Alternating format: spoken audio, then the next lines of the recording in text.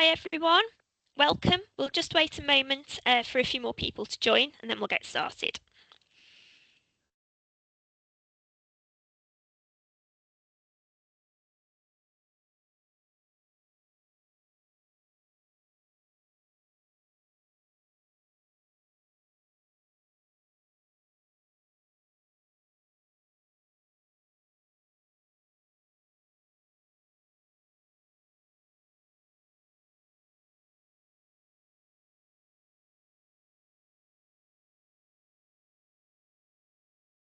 Okay, so good afternoon everyone and welcome to today's session.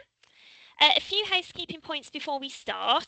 The session is being recorded and will be available on the GW4 YouTube channel in due course. Each speaker will deliver their talk and there will then be time hopefully for questions and further discussion at the end. So please add any questions you have to the Q&A section as we go along or when the speakers have finished.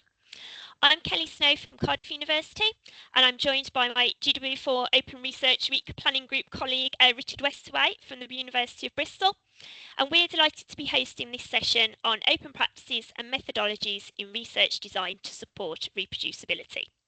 We have two talks for you today from GW4 colleagues looking at reproducibility by design and registered reports. So our first presentation is by Dr. Nick Beasley-Long, who is a Knowledge Exchange Fellow in the School of Psychological Science at the University of Bristol. Nick is here to talk to us about the work, tools and resources put together by the Data Integrity and Quality Assurance team at Bristol to help researchers perform reproducible research by design. Welcome Nick, great to have you here and over to you.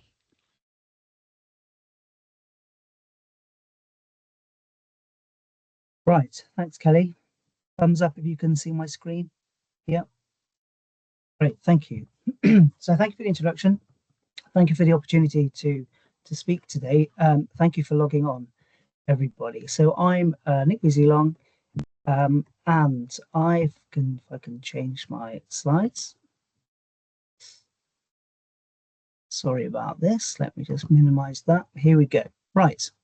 So I'm a Knowledge Exchange Fellow working in the School of Psychology with Fiona Booth, who's the Data Integrity and Quality Assurance Programme Director at the University of Bristol. Now, we work with researchers across the Faculty of Health and Life Sciences, and we started an initiative called Reproducibility by Design, which is aiming to help researchers build in greater levels of data integrity and research quality, data quality and research quality that enhances the replicability and the reproducibility of their findings and hopefully make their work more, their research outputs more impactful in wider society. And we're achieving this by working primarily with PGRs and early career researchers, but also with specific research groups where we put on bespoke sessions. Okay, so today, what are we going to cover? Well, I'm going to very quickly introduce the reproducibility crisis in bunny ears. I'm then going to talk a little bit more about reproducibility and how it's based on quality by design principles. And then I thought it would be useful to go through mapping as a tool to help build in quality and transparency and accountability and reproducibility into your research, because it's the main tool that we encourage researchers to use. There's an awful lot you can get out of mapping your research processes. And then, if we've got time, hopefully, at the end, I want to introduce the Alcoa Data Integrity Assessment Tool. Now, I was a neuroscience postdoc for over a decade or so, and I've generated loads of data sets, and I don't think any of them would have passed the Alcoa test. I wish I had, back then, Alcoa in the back of my mind, because I think it's hopefully extremely useful. So hopefully I'll have time to cover Alcoa. Right, so the reproducibility crisis. You may all be familiar with this. Apologies if you've already seen this so many times, but it's worth introducing. Back in 2016, Monia Baker, who works for Nature, sent a survey out to lots of scientists, got approximately 1,500 scientists responses. One of the questions was, do you think there's a reproducibility crisis? And approximately half said yes, a significant crisis, with 38% saying a slight crisis. Now, I don't like the term crisis. I think it's more of an opportunity. There's definitely room for improvement, which means there's an opportunity. But however you want to frame it, yes, there's definitely room for improvement. And that's a significantly huge number of people that thinks there's a lack of reproducibility in academic research findings. Another question was, have you failed to reproduce an experiment, either your own or somebody else's? And as you can see across the STEM subjects, Earth, Environment, and other subjects, which includes some social scientists, I believe, the majority have failed to reproduce or replicate somebody else's experiment and their own. I spent a whole year trying to replicate the pilot data that was in the grant that I was funded by. A whole year banging my head against the wall. In the end, we had to completely change the grant because I couldn't replicate. So I know how frustrating it is when you can't replicate someone else's work. I've also tried to repeat experiments and not been able to replicate them. Now, if we're doing most research is conducted using null hypothesis significance testing. By very nature of that type of testing, there are going to be false positives, which means we shouldn't be able to realistically expect to replicate everything, but certainly we should be able to reproduce more than I think we currently can at the moment. Now, another question, what factors contribute to irreproducible research? I'm not going to read through all of these. I just want to highlight, can you see my cursor, by the way? Can anyone see my cursor? Yes, you can. Brilliant. Yes. Methods, code unavailable. If you don't have detailed methods, then there's no way you're going to be able to replicate what the original authors did. You've got to sort of guess. So I'm not surprised a lot of failed replication attempts happen because of a lack of transparency, what happened in the original study. And just to say, even when teams are working together and they share their research methods, problems can still arise. Now, this is a cautionary tale that was published, I think, back in 2014, where two labs collaborating, one in California, one in Boston, were trying to set up the same experiment where they were doing fluorescence activated cell sorting on primary breast cells. Okay, but they, over a course of a year, they consistently, they couldn't set up a consistent assay. They were getting different results. I'll show you on the next slide. My PowerPoint wants to work. Here we go. So this is FACS, fluorescent activated cell sorting. On the CD10 is a cell surface antigen that you're able to label, fluorescently label, and then detect when you run the cells through the FACS machine. So in Boston, they were getting a population of cells here, it was CD10 positive, CD44, a population down here, but they weren't getting any double positive cells. Each one of these dots is a cell that's been run through the machine. Okay, so this dot here is CD10 positive, but CD44 negative. If you look over at Berkeley in California, the majority, or a lot of their cells were here in this double positive population. Okay, now these two groups were working together. They were on the phone, sending emails. They were using exactly the same instruments, the same tissue. They were using the same method, how they handled the tissue and procured the tissue. They were using the same media. They were using the same reagents. And they spent a whole year, even though they were sharing protocols, trying to set up a consistent assay on both sides of the states. It was only when they decided they had to get together and work side by side that they found that the agitation step was different. So in California, Berkeley, they were doing a slow, gentle agitation with a long digest, and in Boston, they were doing a vigorous agitation. So if you remember, in Boston, they're losing this cell surface fluorescence. So that vigorous agitation, presumably, was knocking off or cleaving off the cell surface antigens. Now, if they had prospectively got together, worked collaboratively, and went through the methods step by step by step, forensically analyzed each step, they may have been able to identify this difference, and then not spent a whole year trying to set up this assay and failing. So that's that was just to show the devil's in the detail, the nuances of the experiments that we do. It can get extremely complicated. I just wanted to introduce here. This is a cancer replication attempts, reproducibility attempts. Back in 2012, Begley and Ellis tried to replicate 53 landmark findings in cancer research. They could only replicate 6. So this is a study replication where they were, generating new data and seeing if they came to the same conclusions.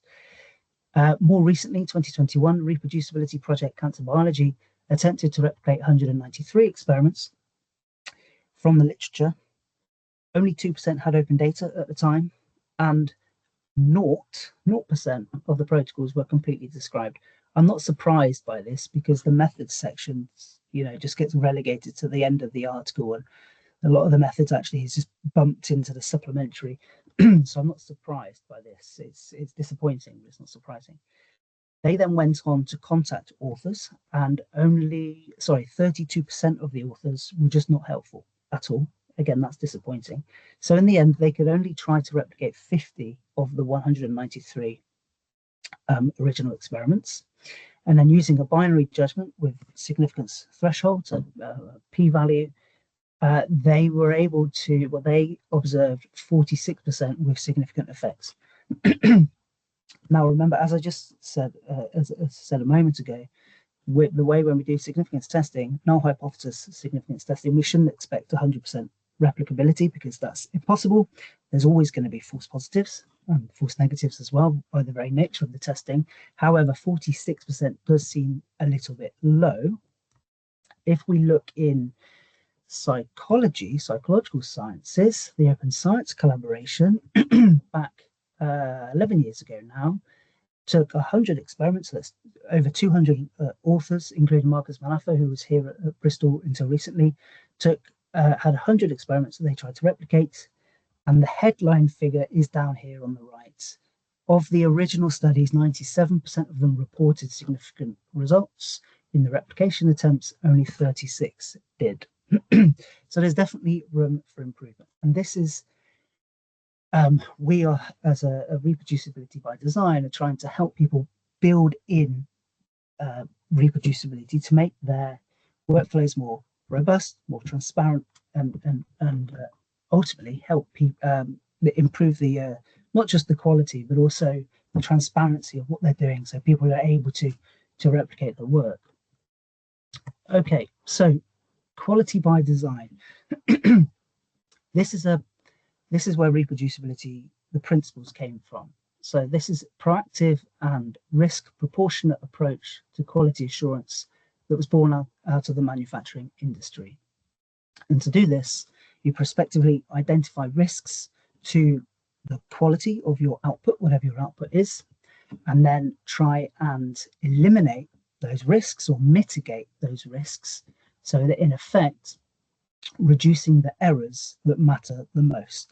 And it was devised by Joseph Duran back in the 1990s.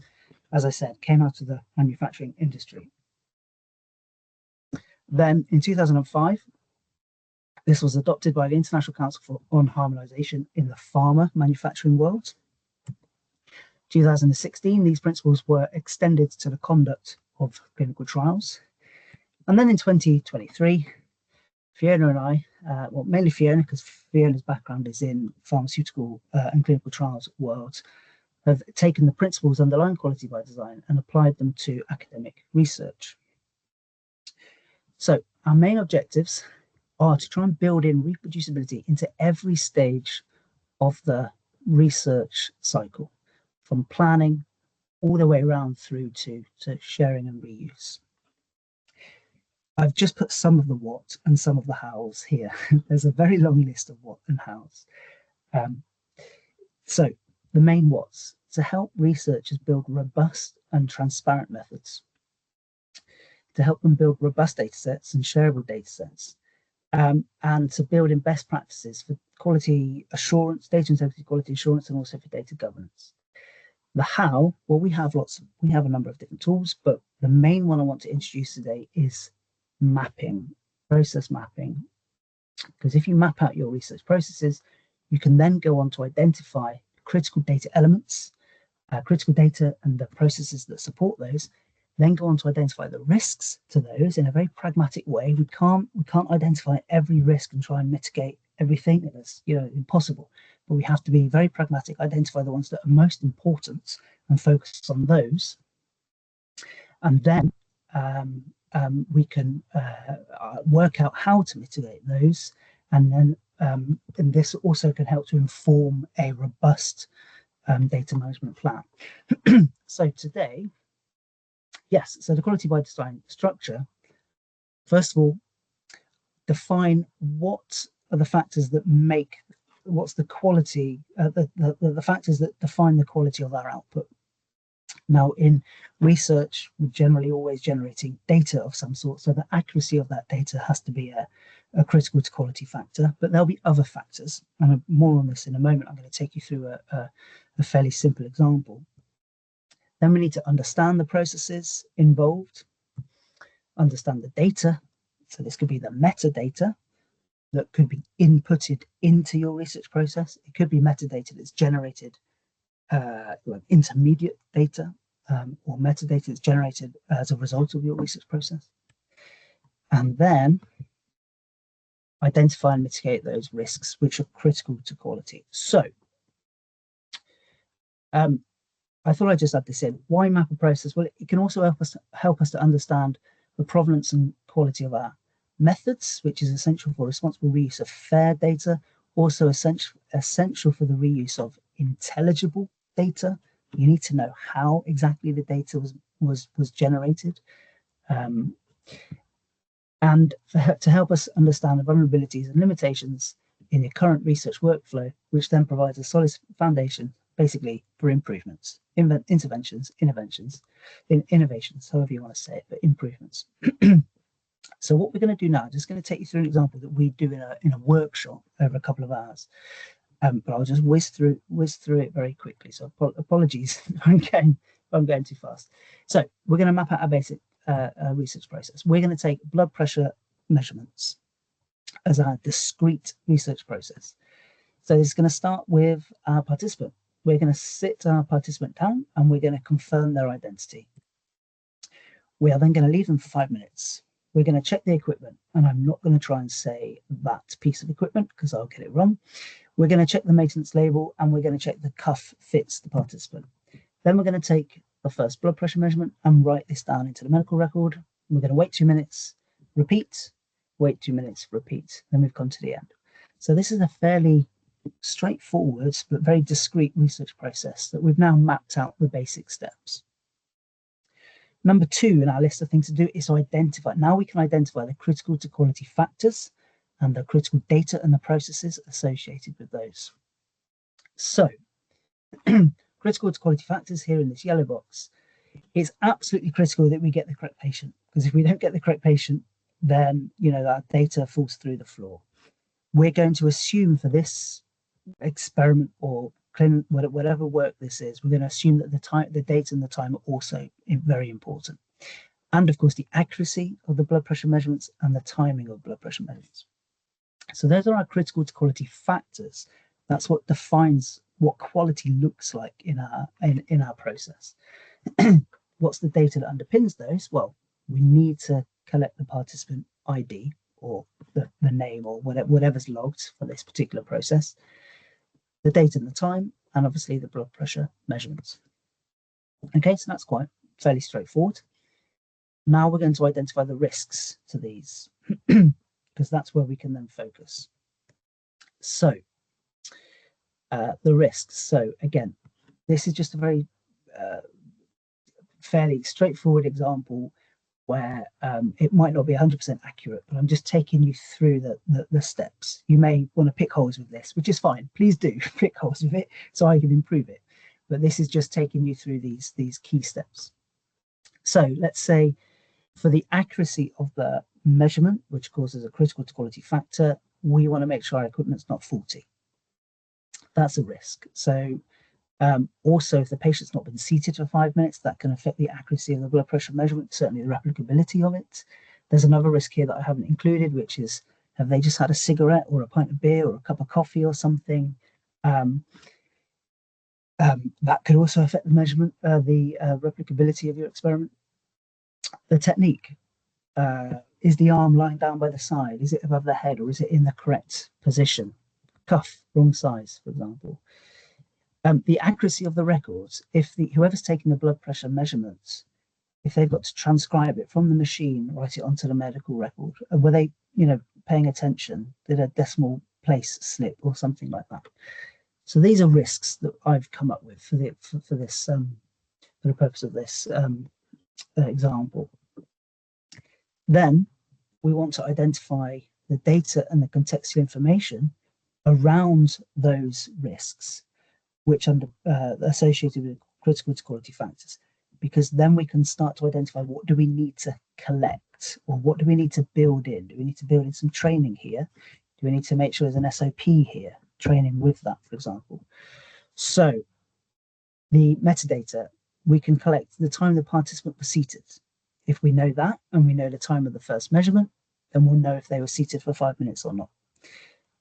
Training record of the nurse or whoever's taking the blood pressure measurement, the make, model, serial number of our equipment, calibrations, the times of these measurements. So we know that 2 minutes has been evidence. We can evidence that 2 minutes, at least 2 minutes, occurred between the different measurements. So all of these, we can now start to build how we're going to capture all of that information that we've determined is important to for the critical to quality factors for our process.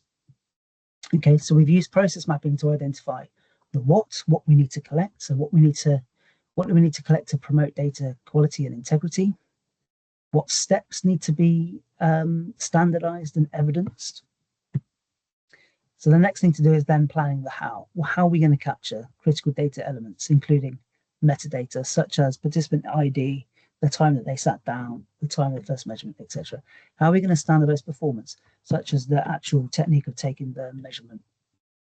And how we're going to ensure an evidence that performance has been standardized. So that's training records, etc. Those are just some examples. So metadata capture templates, checklists, SOPs, training records, materials and records, all of these things plus more. These are the kind of documentation that goes into a living, breathing, effective data management plan. I think we quite often think of data management plans as, the funder's 1 or 2 pages that get logged away somewhere and never get looked at again.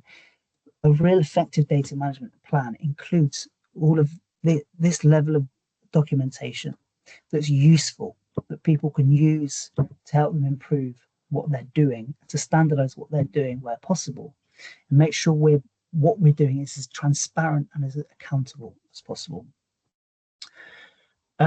So to summarize, research process mapping, it's straightforward, it's very easy to do, it's also fun to do collaboratively, get everyone around, and you can formalize and visualize your process. But it's then a very powerful tool from there to use from there on. You can use it as a prospective risk proportionate approach to quality assurance and research quality. You can use it to inform an effective research data management plan. It can promote greater transparency because you're collecting all the relevant metadata and contextual information, so other people have got a better chance of being able to replicate what you've done. And it hopefully also promotes quality assurance and your credibility, the researcher's credibility. Right, I see I've been for 26 minutes, so I'll just very quickly squeeze through this. I mentioned the ALCOA data integrity assessment. ALCOA stands for attributable, legible, contemporaneous, original, and accurate. Now, every time I look at a data set now, I have ALCOA buzzing around in the back of my mind. Who or what generated this data set? How was it generated? You might not have all the methodological detail in there with the data set. No, that's all in the protocol, but have they linked to the specific protocol? has that protocol also been timestamped that it was done on that particular day by that person, and it's linked through to that data set? That's the kind of level that we can go to now with the digital technology that we have at our disposal. Legible. How readable is your data in the data set? You might think, well, it's obviously it's readable. It's in sans script or whatever your font is, but how readable is it going to remain over time? So if your data is stored in a proprietary file format, is that going to remain readable in the future? Contemporaneous, as horrible as that word is, how contemporaneous is the data? Was it recorded at the time of generation? Now, I, as a neuroscientist, most of the data I've worked with has been spat out by a machine, and it's got a timestamp, so you know exactly when it was generated. But if you're making manual observations, for example, and you then go and transcribe those, how contemporaneous was that transcription? Is it the greater the lag there? Does that mean there's greater chance that something could happen to that data? It could get lost, it could get altered by mistake, get mixed up. Original. If you're looking at a data set, if you're working with a secondary data set and someone sends it to you, is it the original? And importantly, if it's been changed or transformed in some way, has that been justified? If a few data points are just missing for some reason, do you know why that is? Has that been justified? So you can investigate those things if it's not the original. And then obviously accuracy. I think of accuracy in two ways. You've got your primary accuracy. So say you're working with a machine, it spits out your data. That the manufacturer will provided that machine's been serviced and calibrated, it will have an error. You'll have a known range of error for its accuracy. However, once it's spat out that data, you then might go and copy it over into an Excel file or something. Then it gets transformed. Then you're going to send it to a collaborator. There's a whole data flow that's going to happen then. Is the accurate? How can you build in steps to make sure that accuracy is looked after? So, for example, there could be a transcription error that can always happen. Can you check? Can you build in some sort of spot check to check the transcriptions are working fine? Is data could there any chance it could be rounded up or down and lose its accuracy like that? So think about accuracy as in enduring accuracy, not just how accurate it was at the point of generation, but all the way through its life, if you like. Okay, I've squeezed in Alcoa. I've realised now I've been a little bit too long. I apologise for that. So that's it. That's me. That's the end. So thank you for listening.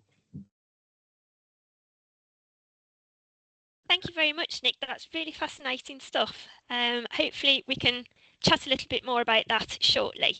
Any questions for Nick, remember, pop them in the Q&A section and we'll be able to pick those up towards the end.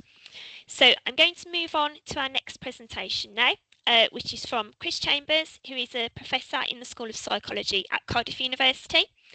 The main focus of Chris's work is meta-science and the advancement of policy and practice to improve reproducibility and transparency of research. Together with colleagues, he co-founded initiatives such as Registered Reports, the Peer Community in Registered Reports, the Transparency and Openness Promotion Guidelines, and the UK Reproducibility Network. Great to have you here, Chris, and I will hand over to you. Thanks, Kelly. Very nice to be here. Just give me a moment to share my slides. Right, hopefully you can all see this. Good. So following on from Nick's talk, I'm going to speak about Registered Reports 2.0. So Nick provided a very nice overview of the so-called reproducibility crisis. And I think it's really good to set the scene for any kind of initiatives that we might want to propose to improve reproducibility. We have to understand a little bit about the background and the history to all of this. I got involved in this about 10 years ago, almost by accident. And as Kelly mentioned, I was involved in creating the very first version of Registered Reports. And today I'm going to talk about how that has kind of advanced in the last few years. And hopefully my overriding goal here is to give you some tools and some information that you might find useful in your own work and ways that you can potentially deploy Registered Reports yourself. Now, as I say, Nick provided a nice overview of some of the difficulties that we've experienced in different fields in terms of replicating prior studies. And I'd like to just begin my presentation by discussing perhaps a little bit about why that might be. And I think one of the lessons we've learned in the last decade is that a great deal of the reproducibility crisis can be explained by a simple paradox that every active researcher needs to resolve in themselves. And it goes like this. First, which part of a study do you believe should be beyond your control as a scientist? When you think of all the different elements that go into research, the selection of a question, theory, methodology, data collection and results and interpretation and conclusions, which part of that sort of process do you believe as a scientist should be beyond your control? Whenever I ask audiences this question, there's a bit of thinking, and then the answer comes back, the results. This is something that we learn in school, really, as children. My own children learn this in their own early kind of education in science. And it's something that I think carries on, that we understand as scientists that if we want to be regarded as dispassionate detectives, as investigators of the truth, then results are something that we shouldn't feel pressure to push around, to massage, to selectively report. And then I ask, which part of a study do you believe is most important for advancing your career? Publishing in prominent, prestigious journals, producing a portfolio of research that you can use to acquire funding, esteem, promotion, jobs, and so forth. And after some thinking, the answer comes back also the results. We understand that results are something that is often very definitive for publishing in a certain journal or getting a certain degree of prominence. Now, this creates a big problem for the individual researcher, because on the one hand, you're taught, and in fact, many of us, most of us, hopefully all of us would believe results, we should not be touching them, we should not be pushing them around, but on the other hand, we've got to make sure they're amazing at all times. Now, what happens when you put an individual researcher under this pressure to produce great results on a routine basis? Well, the results, unfortunately, I think, is what we see with reproducibility concerns. Here we have an idealized version of the scientific method, in which we begin by generating questions, designing studies to answer them, collecting data, analyzing, interpreting, and publishing. And this kind of cycle continues on and on for much research. But interestingly, when we do a kind of forensic analysis of the reproducibility issues that we see in many fields, we find that each point in this cycle can be bent and squeezed. And one of the pressures that leads authors and researchers to squeeze the cycle in this way is to pressure to get great results. So here's just a very quick overview of some of the prevalence rates of various difficulties in my area of psychology and neuroscience, where we see very little replication, we see endemic levels of low power, we see rampant selective reporting in various ways, we see hindsight bias or hypothesizing after results are known, in which unexpected results are reframed as being predicted in advance. We see low rates of data sharing and very high rates of publication bias. And as I say, one of the motivating factors behind this for researchers is the pressure to produce amazing results, which forces us to prioritize novelty, which forces us to capitalize on chance, the play of chance, as much as possible in reporting our findings, to selectively report, and so on, storytelling, and so on. So how can we resolve this? Well, I think, and I've believed for a long time now, that the solution to this is, in fact, to take results out of the equation when it comes to evaluating research and researchers. And Registered Reports 1.0 was the first attempt to kind of do this. And it's really a very, very simple idea where you take the standard peer review process and you divide it into two stages. So at stage one, authors submit a manuscript that includes a study design before they've even conducted their research and know their findings. This goes to peer review, where expert reviewers evaluate theory, rationale, and the robustness of the methodology. And if following a positive review process, the final editorial decision is positive, then the journal awards in-principle acceptance, or IPA, which commits the journal to accepting the final results however they turn out, provided the authors stick to their protocol and their conclusions are based on the evidence. When that process is complete, when the research is complete, authors resubmit a stage 2 manuscript, which includes the results and conclusions, and the same reviewers ideally are brought back and evaluate the compliance with protocol and the evidence-based nature of the conclusions.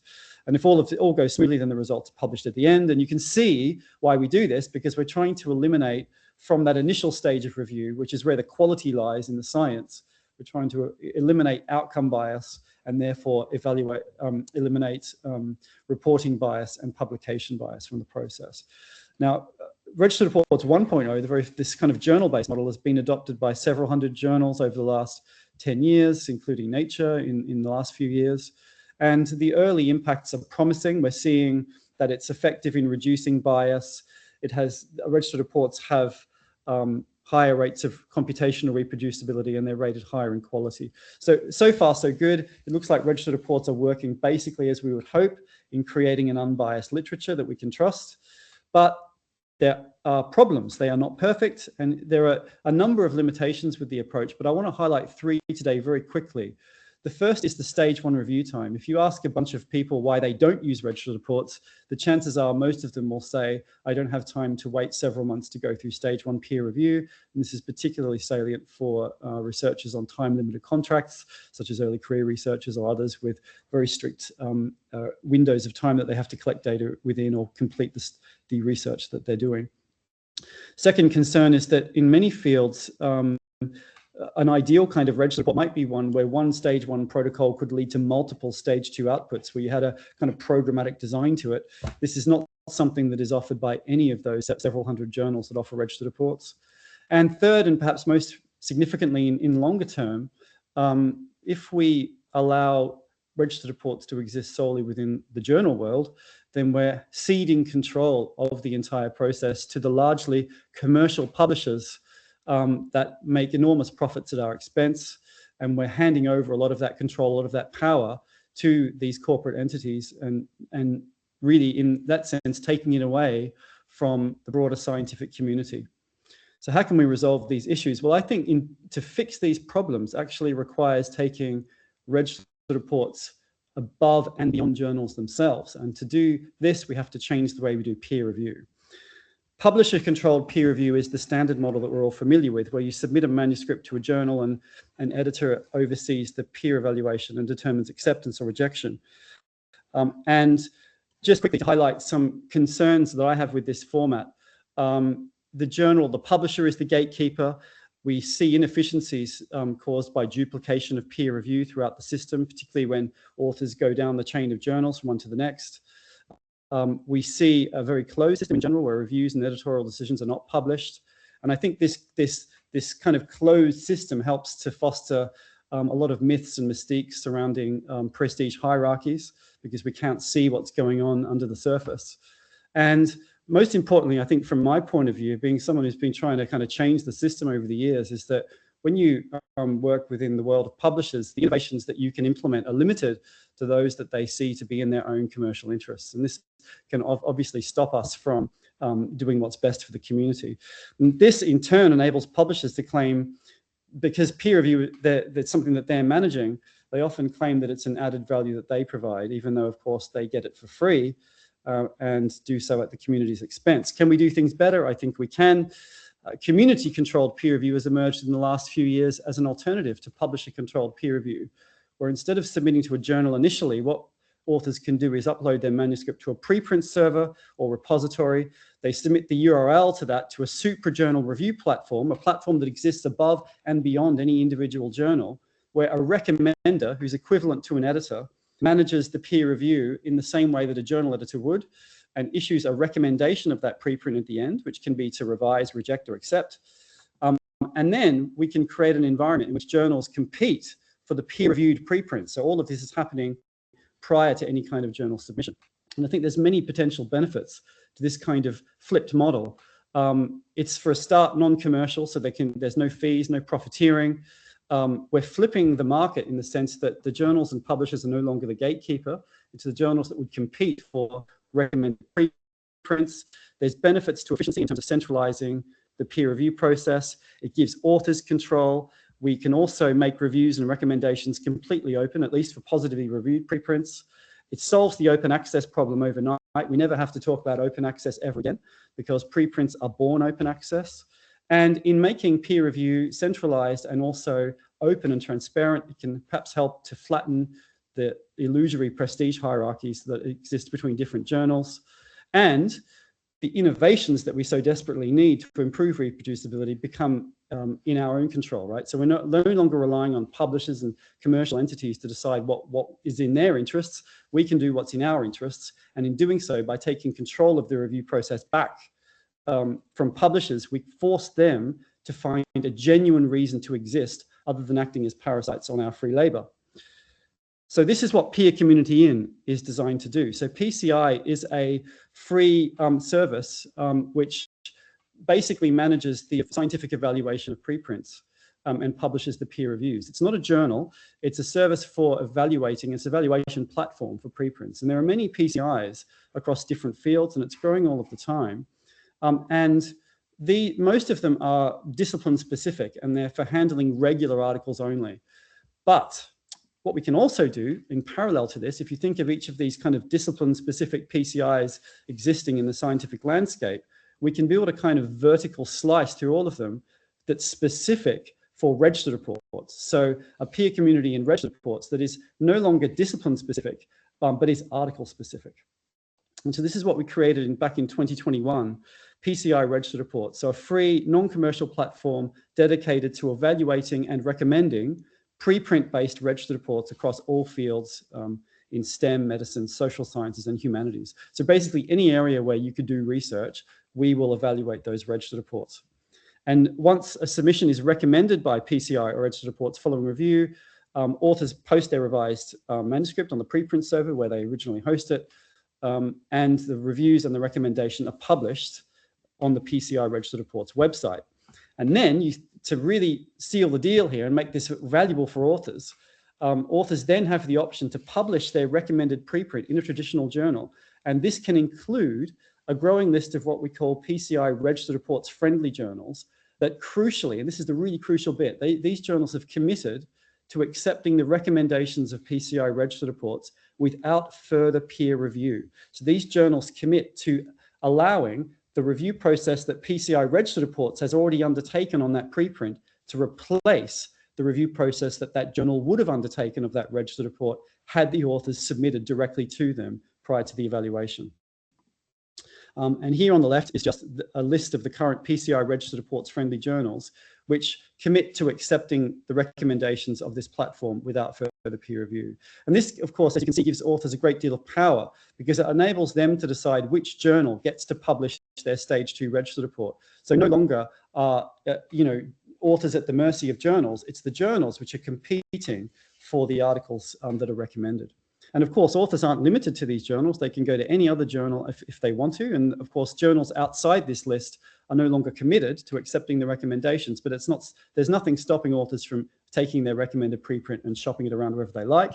And one place they can shop it to is our list of PCI interested journals. So these are journals which evaluate registered reports slightly differently to we do. So they may not share the same criteria, the evaluation criteria that we have. So they don't make a full commitment to accepting our recommendations without review, but they are interested and they do keep an eye on the IPAs that come in, and they do make offers to authors. And so this also means that if you go through PCI registered reports, you basically get on the map of these other journals as well. And these lists are always growing all the time. Two other features I want to highlight before I finish and we go to Q&A, which I think are particularly important for many people. The first is what we call programmatic registered reports. So as I said earlier, one of the limitations we have with the standard 1.0 model of registered reports is the inability to fork multiple outputs from one stage 1 protocol.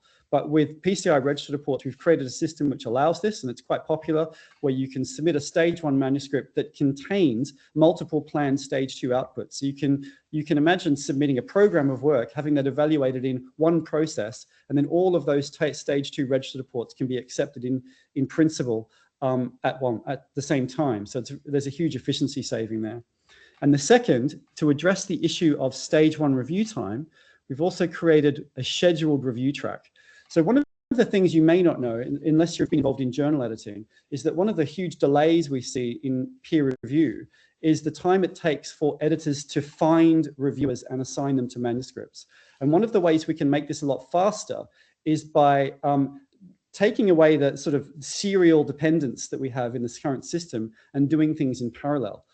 With the scheduled track, Rather than submitting a full stage 1 manuscript, what authors do is they prepare and submit a registered report snapshot, which is a one-page kind of summary of their proposed stage 1 registered report. This one-page pro forma is submitted where a recommender, the equivalence of an editor, evaluates this snapshot and begins acquiring reviewers for a future date. And so those reviewers are lined up 6 to 8 weeks into the future, and the reviewers are asked, could you review a stage 1 complete manuscript that's based on this pro forma within a 7-day window, 8 weeks from now?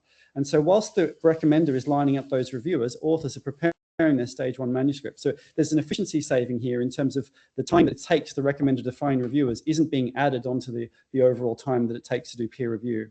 And so when the stage 1 manuscript is ready, when the submission date arrives, that the manuscript is submitted, the reviewers that the recommender has already lined up are all ready to go. They've ring-fenced the time in their diary, and the review process can be undertaken in a very quick amount of time. And we're finding that this is a lot faster than the standard review track. So this is a way we hope we can make the stage 1 review process much more efficient for researchers, particularly those who are under time pressure. I think that when you step back from all of this, community-based peer review, and as implemented by PCI, is really the future of registered reports, because it's open, it's born open, it's cheap. So it costs about 100 euros to go through an entire review process. Compare that to the APC of even a relatively cheap open access journal, and you can see that there's an order of magnitude difference really for most cases. It's incredibly cheap and efficient, it's flexible, it's rigorous. It goes through every registered report goes through a very rigorous evaluation process. All of our recommenders at PCI are trained to handle registered reports, and they have to pass an entrance exam which tests their knowledge of registered reports and their understanding of PCI policy and registered reports principles. It's sustainable, and the reason it's sustainable is that the whole PCI model is funded by a network of donations and philanthropy from primarily European university libraries, Max Planck and other organizations which donate relatively small amounts, but the funding for the platform is acquired in a very distributed way, which insulates it against the risk of any one funder withdrawing. And it gives power to the community. So the whole goal here is to give authors and the scientific community control over the review process and the fate of their research. And I think this will force Elsevier, Wiley, Springer Nature, these commercial academic publishers to really reevaluate what is their genuine added value to research and dissemination. Are they really parasites, or can they actually add something that's useful to the community? And hopefully, if as PCI grows, we'll see that pressure on the academic publishers continue to rise at the same time. If you'd like to learn more, there's a bunch of links here, and all of these slides, if they're not made available already through GW4, they're on my talks page on the OSF. And there's plenty of information here. We're always looking for new recommenders. So if you're an independent researcher with your own research program, then you're welcome to join us as a recommender. And we have a growing pool of recommenders. And please use the platform as well. If you get a review invitation, I encourage you always prioritize community-based review initiatives over those for particularly commercial academic journals, because every time you do that, it's a gift to your colleagues and to the community. So I'll leave it at that. Thank you for your time, and hopefully there's time for discussion. Thank you very much, Chris. Some fascinating stuff there. And I think overall we've heard two talks that have provided different but very complementary ways of addressing the issue of reproducibility. And as Chris said, often the value of these sessions is what comes up in the Q&A discussion at the end. And we've got about 10 minutes now to talk for questions both for Nick and for Chris. So the best way of submitting those is using the Q&A tab at the top. They'll start with one question that came in midway through your talk, Chris. So you may have answered this or covered this somewhat towards the end, but it's been asked, what is the current average time for review for registered reports? So you're looking at about, if you go to standard review track, then you're looking at about 3 to 4 months to go through, on average, to go through the stage 1 review time. If you use the scheduled track, that's reduced significantly. It's about half that, if that. In fact, if your initial stage 1 submission is high quality, then it can take a matter of only a few weeks, because that initial round of stage 1 review takes at the most just over 14 days, because there's a 7-day period for the recommender to have a think on either side, and then there's a 7-day window for the reviews to come in that are planned in advance. So that can be very efficient, particularly if you really tick all the boxes. And we have all kinds of information on the PCI Registered Reports website on how to submit a really good registered report and to make sure that it's high standard. So 3 to 4 months on average for the regular track, and shorter than that for the scheduled review track. Thanks, Chris. Okay, question for Nick next. It's been asked, when you introduce the mapping tool to your audiences, do you get any pushback? And if so, what are the main concerns raised and how do you address them?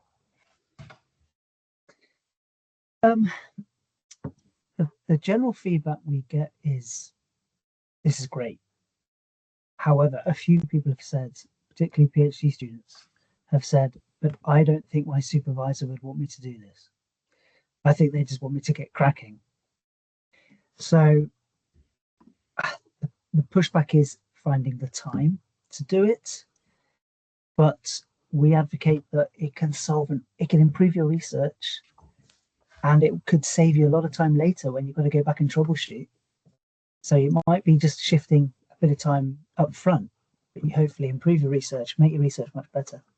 The only real negative, having said that, we do the majority of the workshops we put on are to people that have chosen to come to our workshops. So we've already got their attention and they're engaged. But yes, the main thing is trying to get supervisor buy-in for it's essentially very detailed planning.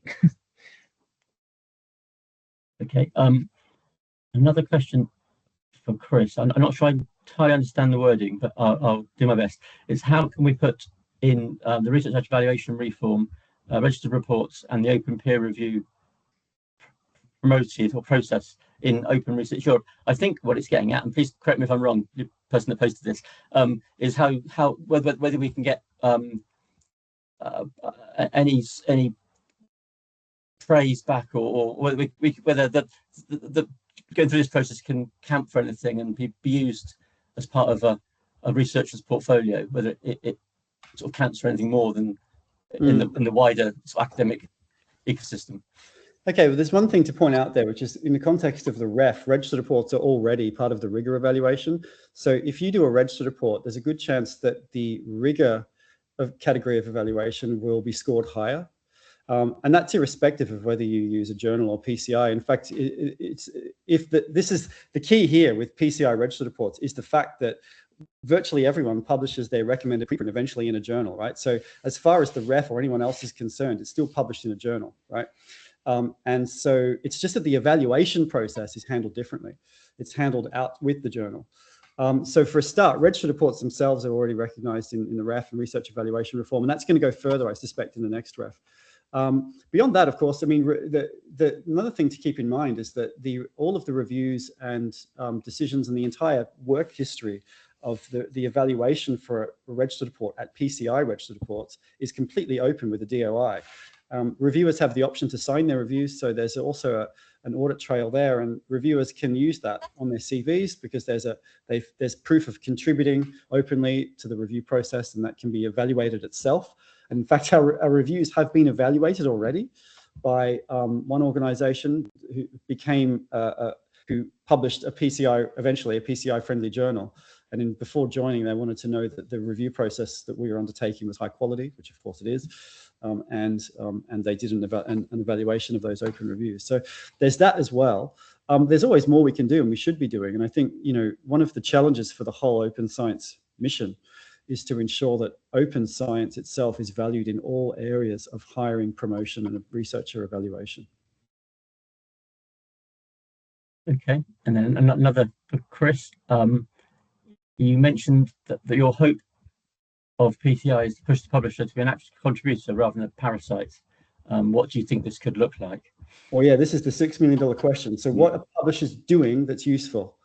I think we can all conclude that peer review is not one of them, because we do all of the work. We're all of the reviewers. We're pretty much all of the editors, at least academic editors, and very few people get paid anything at all, right? So we're already doing, and we can prove that PCI, the success of PCI registered reports and the wider PCI mission proves that we don't need publishers to manage peer review. We're quite capable of doing that ourselves. We've been doing it a long time. we're good at it, we don't need them. So the question is, what are they going to do then? What's their contribution going to be? It can't be managing peer review. That is not an added value they provide.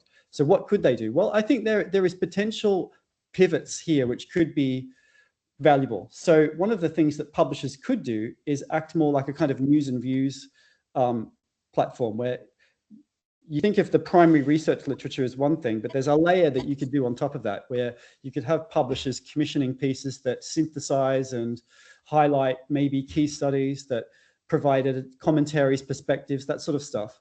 I think there's value there, and I think the smart publishers will end up doing this and finding some kind of niche that they can fill. But this is their challenge to resolve. It's not ours. We don't have to decide what their active role is. I think our job is to make sure that we control the bits that we need to control, and we let them decide, let the market that we control decide what their active contribution will be. Okay, and then another question for you both, actually, from me. Another forward-looking question, I guess. It strikes me from my experience that use of these sort of practices in general often seems to rely on sort of individual preferences of the researchers involved, the research teams involved. And I wondered what you both think we can do, either individually, collectively, or what institutions can do to encourage or to incentivize the sort of wider adoption of these sort of methods. So maybe start with Nick. Well, for us, if you look at quality assurance practices, real quality assurance practices in research, it's few and far between. There's hardly any evidence of the level that is embedded in pharmaceutical world, in the industry world. So if we can, one of our aims is to work with people to show the benefit of the practice of what we're doing and get that out there in case studies, to say we can adopt these practices and they can make a difference. So that's our first step. It seems to be that the majority of people that we speak to higher up in the institution are very keen for us to do as much training as possibly can. So it looks like we do have buy-in from higher ups. We just need to find the carrot to get as many researchers and as many supervisors on board so we really can make a difference. And you, Chris? I think when it comes to incentivizing use of registered reports, there's not an awful lot you actually need to do, because I actually think one of the hallmarks of a successful open science reform is that it should be self-incentivizing. So it has to be in the individual's interest to use it, or it won't work. And I think there's a certain amount you can do around the edges. So we're seeing registered reports funding models emerge. We're seeing registered reports being prioritized in the rigor evaluation in the ref. We're even seeing some institutions give specific small amounts of money to researchers to do registered reports. That's all good. But at the end of the day, what researchers, for the initiative to succeed, and it's succeeding very well so far, is researchers just have to go, okay, I would quite like to use a format of publication in which my results don't determine whether I get published. I would like to remove the anxiety from my life of having to get statistically significant results from my research. I just want to do good science and be able to be rewarded on the basis of doing good science. And most of the time, researchers who kind of, that penny drops and off they go to do registered reports. It's kind of natural. Around the edges of that, there's things you can do, but I think what you have to really have in this field for new interventions is you have to have initiatives which are in the interest of the individual as much as they are in the interest of the community. Right, thank you. Well, that's pretty much 2 o'clock, so I think we need to draw it to a close there. Apologies for there's a couple of questions that we didn't get to, but I think we're out of time. I'd like to pass on thanks again both to Nick and Chris for presenting today, giving up their time, and thanks for everyone else that joined the session. I hope you found it useful. And just to remind you, this is part of the GW4 Open Research Week, and it continues tomorrow at 12 o'clock with the Open Research Prize ceremony and a keynote talk about the Open Research Survey that UKON have recently completed. So thank you again to everyone, and hopefully see you again at other events later in the week. Thank you. Thank you, Richard. Thank you.